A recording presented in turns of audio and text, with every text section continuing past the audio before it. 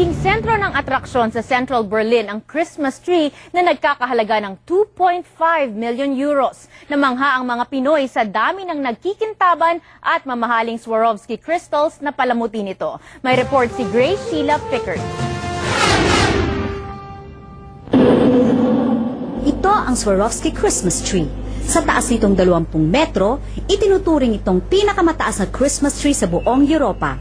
Pinalamutian ito ng 44,000 decors at ng mga nangingintab na Aurora Borealis crystals. Mayroon ding jewelry creation sa paanan ng Christmas tree. Kaya 24 oras na nakabantay ang gwardiya rito.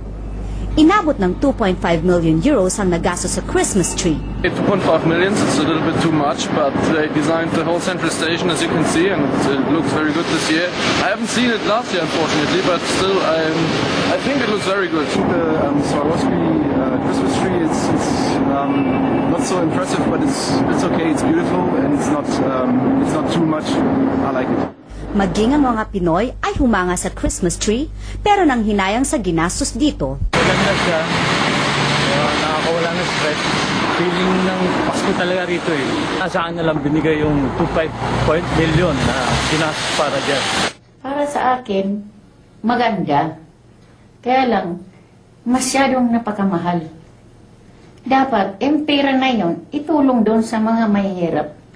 Makikita ang Swarovski Christmas tree hanggang Enero 9. Para sa Balitang Europe, Grace Sheila Pickard, Berlin.